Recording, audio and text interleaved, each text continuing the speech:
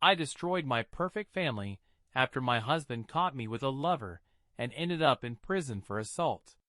Now, 7 years later, he has been released, and I am completely alone, and my children hate me. I am selfish. At least that's what I tell myself. Almost every night, when there is silence in the house, my children are not with me. My ex-husband hates me, and he has valid reasons for it. My family is torn apart, and I have never stopped hating myself for what I did. My selfish act happened in 2015. I had just turned 39, and I admit that I perceived my ex-husband as he should be. Every day, he told me that I was beautiful, always wanted closeness, cared for me, and treated me as an equal. He never put me on a pedestal or treated me like a queen or princess. I was his partner at the time. We had been married for 20 years, school sweethearts, each other's first and only love, and it seemed right. My family adored him, my brother admired him, and my ex helped him through many difficult moments. My ex was someone people turned to for help when they were in trouble, and he helped them. He was a good person. Over the years, I gave him 2 headstrong sons. At that time, they were 18 and 16 years old. We also had twin princesses, 13 years old. I gained weight and felt insecure, but he kept telling me I was beautiful. Our arguments were rare. We always discussed everything. But when we did argue, it was usually about intimacy, more precisely, about his absence due to my fault, as well as things I refused to do in bed. It wasn't that I didn't want to do it. I just didn't have the mood, and he understood that. When I turned 39, my birthday marked the birth of a new me. I spent a whole year in the gym, practicing yoga and Pilates. My efforts allowed me to lose weight from 82 to 61 kilograms, and for me, it was an amazing transformation. I had been chubby since childhood, so having a toned and slim body was something new to me. My ex-husband also went to the gym, but not as often. However, he lost weight from 118 to 102 kilograms and began to get in shape. He couldn't keep his hands off me, but for some reason, I still wasn't in the mood. It's not that he wasn't trying. We went out to dinner, danced regularly, walked together. He always helped around the house, and I saw in his eyes how much he loved and desired me. We had been together for 20 years, and he still looked at me with desire. I think any woman would dream of that, but mentally, I just wasn't in the mood. At that time, I thought I might be experiencing early menopause since we had intimacy 2 to 3 times a month at most, and for me, that was enough, but he wanted more. Despite all his efforts, I couldn't make myself want it. He suggested family therapy, but I refused, and that's when my selfishness showed. A few days after my birthday, a new manager appeared in our office. He was slightly younger than me and handsome, and for some reason, he showed interest in me. At first, I ignored him, then our ignoring turned into casual conversations. Then he began to flirt, and I showed him my wedding ring. However, after 2 months of constant flirting, I started to flirt back. Furthermore, I began sharing details of my life with him, and I thought about him more often. It was emotional cheating.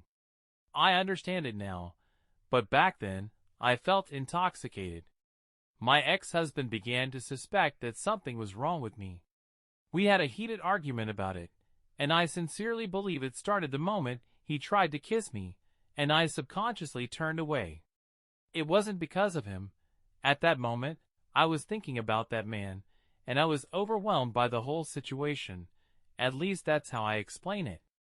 A week after that day, I asked the new manager to meet at a cafe to talk. I was going to tell him to leave me alone, that I couldn't do this anymore, but before I could say a word, he kissed me, and my mind shut down. That's how our 6-month romance began.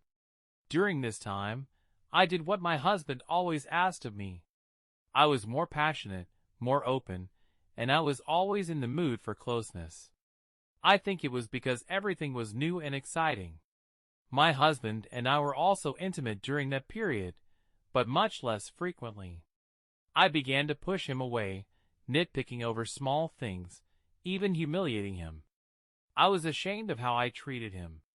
At that time, I realized what I was doing only when my brother came to visit and told me that my husband confessed to him that he was depressed. He said that my husband was considering divorce because he felt that I no longer loved him and that he was ceasing to love me. This shook me. I quit my job and told myself that I would do everything to make my husband feel loved and desired again. I wanted to fix everything. I was going to become the best wife. But my lover showed up at my house with a box containing my work things that I had asked to be sent to me. We talked. He wanted to know what I did wrong, and I said that I needed to restore my marriage. I asked him to leave. He begged, asking for one last time, and like a fool, I agreed. We went to the guest room and started. I don't know how long it lasted, but at some point, I felt his body jerk sharply back, and there was a loud slap. I sat down and saw that my ex-husband was looking at me. My lover was on the floor, and there was a huge hole in the wall. I tried to say something to my husband, but his eyes were filled with blood, tears were streaming down his cheeks, and his lips were trembling. I saw how much he was suffering and felt disgusted with myself. I watched as my lover tried to stand up and leave. My husband looked at him, and the lover said that there was no need to complicate the situation. We should just breathe out. My husband attacked him. I was screaming, crying, begging my husband to stop, and in desperation, I jumped onto his back.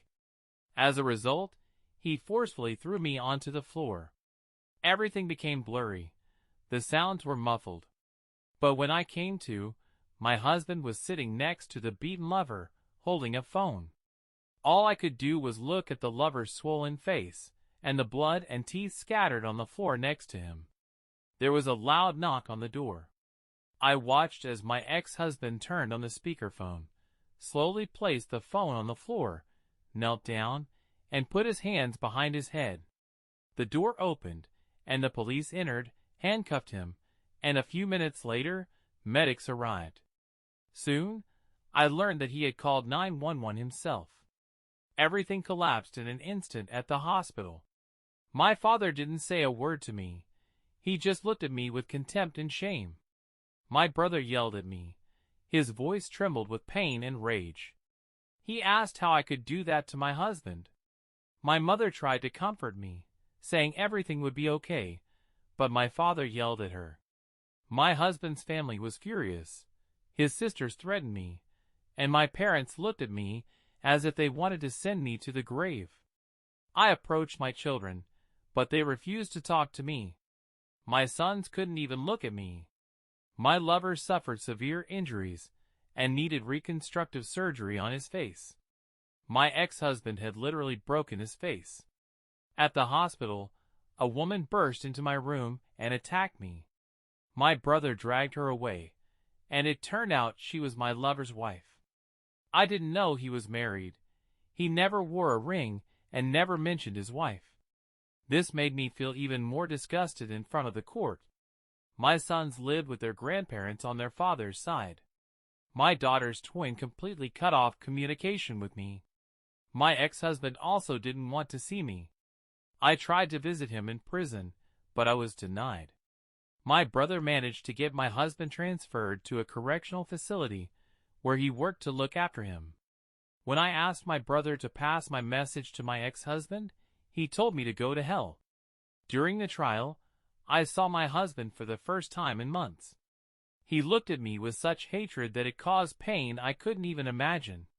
Before, even when we argued, he always looked at me with love, but that day, his eyes held only hatred. I had to run out of the courtroom to cry in the bathroom. Every day, the trial became more unbearable. I had to recount the details of my affair in front of everyone. When I mentioned the deadlines, my ex-husband looked as if someone had punched him in the face. My father stood up and left the courtroom. During my ex-husband's testimony, I learned that on that day, he came home to surprise me, brought lunch, and prepared a romantic weekend in the Catskill Mountains. He had planned the perfect getaway for the two of us, but instead, he caught me with my lover, and he lost it. He said that when the lover ordered him to step aside, he lost control and beat him up, stopping only when he pushed me away. Then he immediately called 911. In court, we listened to the recording of that call, heard the pain in his voice, his sobbing as he followed the operator's instructions. It was unbearable. The lover couldn't give oral testimony as he was under heavy medication, so the court was shown photos of his injuries, twisting me from the inside. After all, I was the cause of all this. My ex-husband shattered his eye socket and cheekbones and almost destroyed his jaw. My ex-husband was charged with a serious third-degree crime and sentenced to 7 years in prison. My son screamed in protest.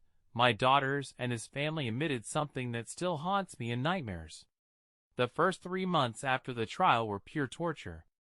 The wife of my lover, who had already filed for divorce at that time, sued me for destroying the family. My ex-husband filed for divorce. My eldest son moved out of home, the second almost never left his room, and my twin daughters started rebelling. My exes attacked me directly in the store. His mother spat in my face when I tried to apologize to her. My father and brother refused to talk to me. In the end, I had to look for a new job. There was no money, and I had almost completely spent our savings. In my professional field, I was blacklisted. It was too big a scandal for the accounting firm where I worked. So, I got a job in retail, and did freelance tax consulting during tax season. I somehow didn't lose my home. My ex-husband forbade me from visiting him.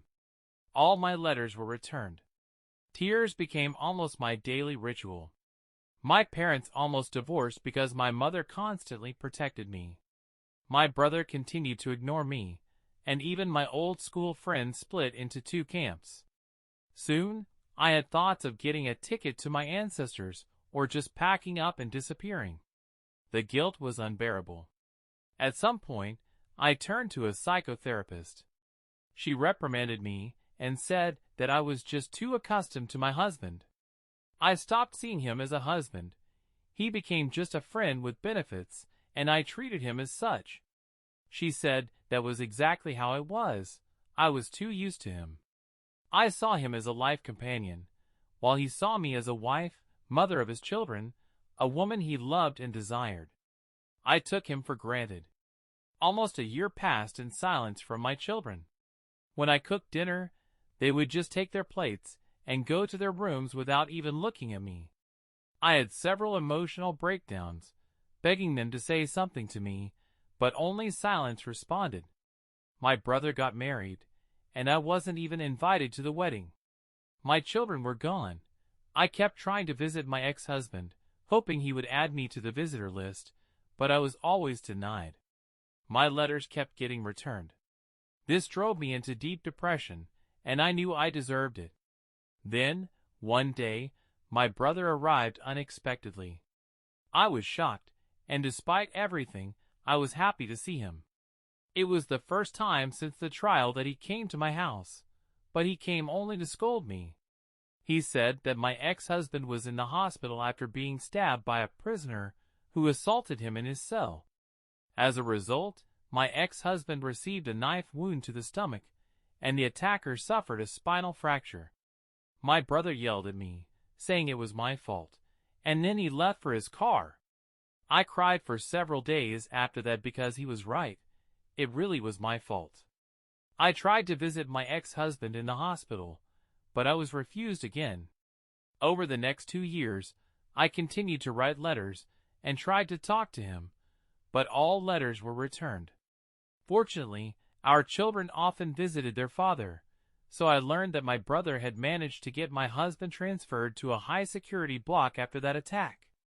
Over time, my eldest son enrolled in the same college as his father, and even chose the same major. He kept in touch only with his brother and sisters, but didn't talk to me. He never came home for holidays, only visiting his grandparents. My second son followed the same path, same college, same major, and he also didn't want to talk to me. My twin daughters were very cruel to me, but they visited their father every week, and it noticeably improved because their uncle quickly put them in their place. My brother and I still hardly communicated. When my brother had his first child, I tried to visit his wife, but I was asked to leave. My mother kept me updated on what was happening in their lives, but my father still ignored me. Then, in early May this year, my children suddenly became happy again, and my sons came back home. I didn't know why, and to be honest, I didn't care. They were home for 4 months. My children were around, and I did everything possible to show how sorry I was, but mainly they ignored me. However, they began to talk to me, and that made me happy. I could talk to them, learn what was happening in their lives. My eldest son had been dating a girl for over a year, and my second son was involved in running with the college team. Even my daughter started talking to me again. Seeing them smiling and sitting together for dinner, I hated myself even more for what I did to them. I missed them so much. At the end of August, I was preparing for the first day of my twins' final school year, which coincided with their 18th birthday. I was excited to tell them about the party I planned to throw. Without hesitation, my daughters asked if we could postpone the celebration to another day. This confused me because it seemed like our relationship was starting to improve. When I asked why, one of them replied that their father was throwing a party for us, and she didn't want me to be around him. Those words shook me. I asked when their father was released from prison, and they said it happened at the end of April. He was released early for good behavior. I burst into tears upon hearing that he was free. This broke me even more. They were home more often and looked happy because their father was back in their lives. It wasn't that they started forgiving me. He just returned. I asked where he lived, and they said he stayed with my brother. I tried to call him. I needed to talk to him, but he refused. So, I went to my brother's house holding all the letters he had been returning to me over the years. I caught a glimpse of him through a door crack. I called his name, but my brother asked me to leave. I gave him the letters and went to my car. When I approached the driveway, I heard his voice. I turned around and saw my ex-husband walking towards me. I immediately burst into tears and ran to hug him, but he handed me a letter and coldly said, "You forgot this." I cried as I watched him walk away. I begged him, asked him to just talk to me, but he just went back into the house. My children stood in the doorway watching me. There was no love in their eyes. At that moment, I realized that they were just tolerating me, but I still wanted to fix it.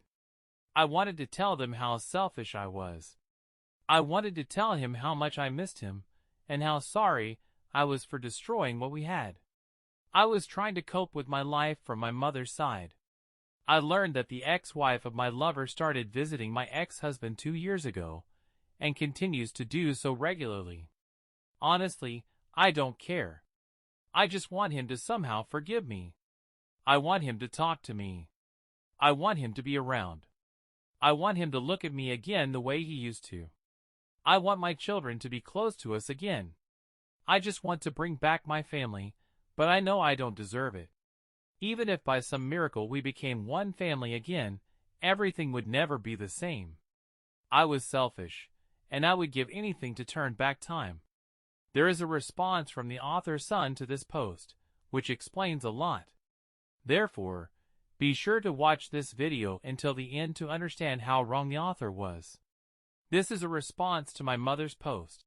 My selfishness destroyed my family.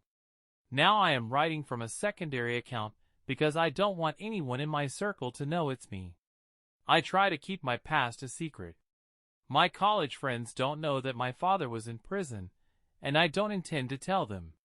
When I walked around campus and heard people discussing and sharing this post, it stirred many emotions in my soul that I struggled with for a long time.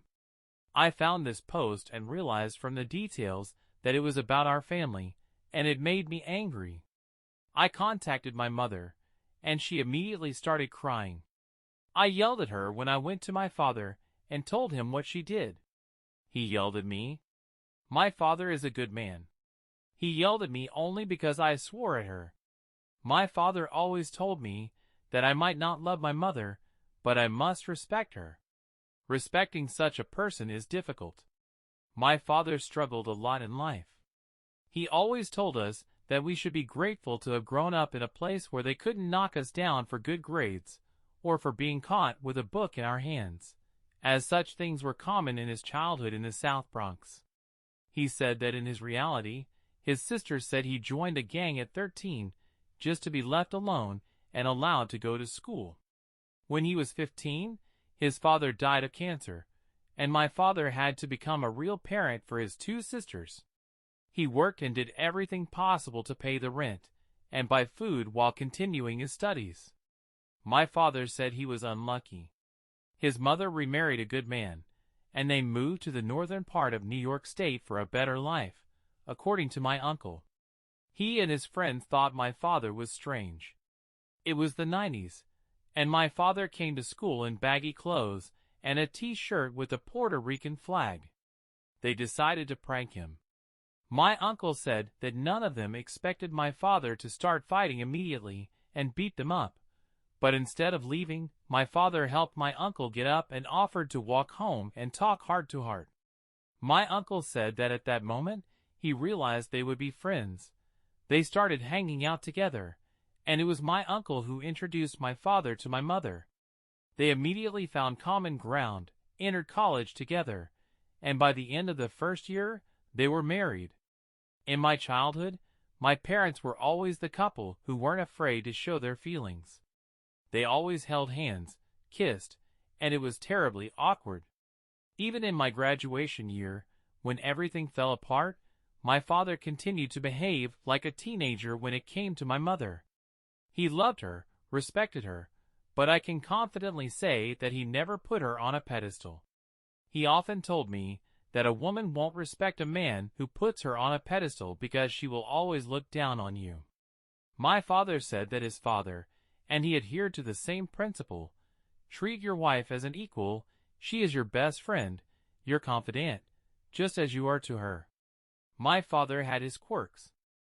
He was a big guy, always joking, 180 centimeters tall, weighing about 118 kilograms, and despite his size, he was very active. I always liked how he sang for my mother. We all liked it. He dedicated serenades to her, bought her flowers, and wrote on cards things like, "Today is Thursday, and I'm thinking of you."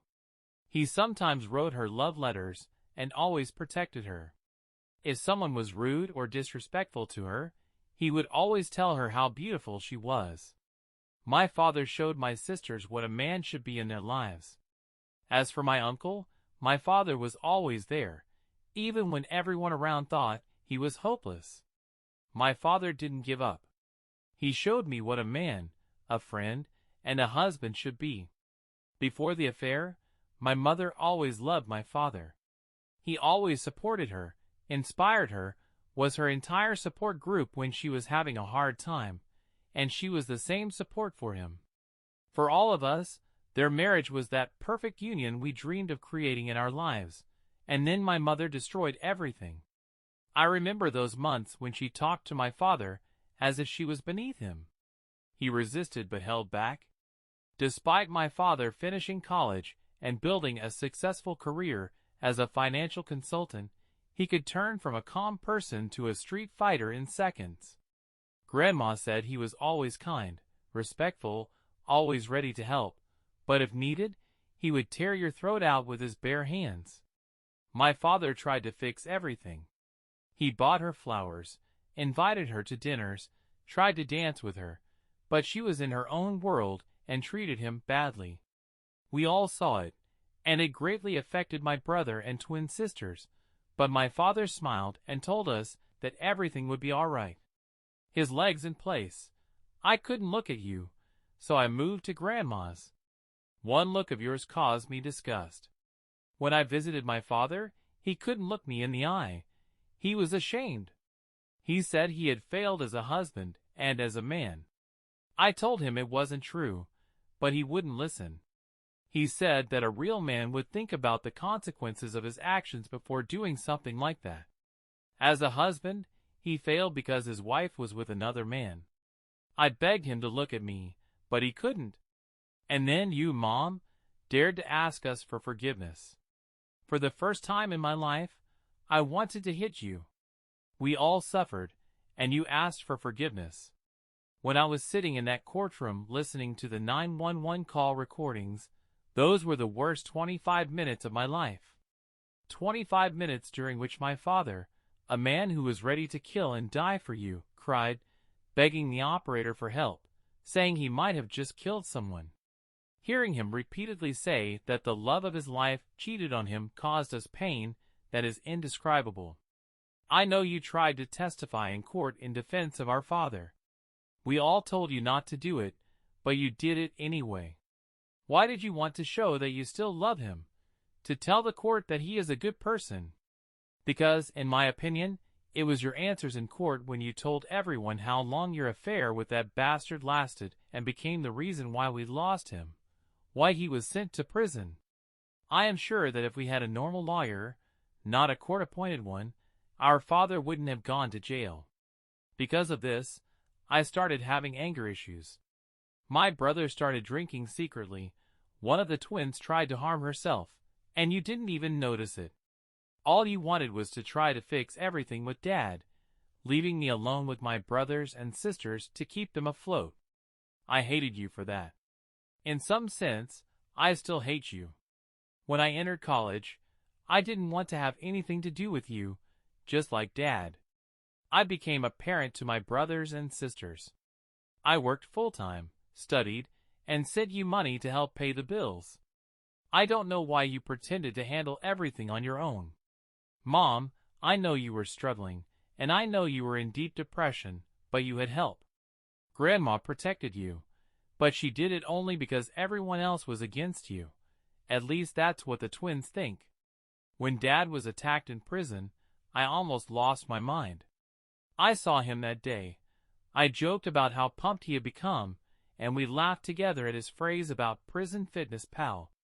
He was telling it as if he were advertising something on TV.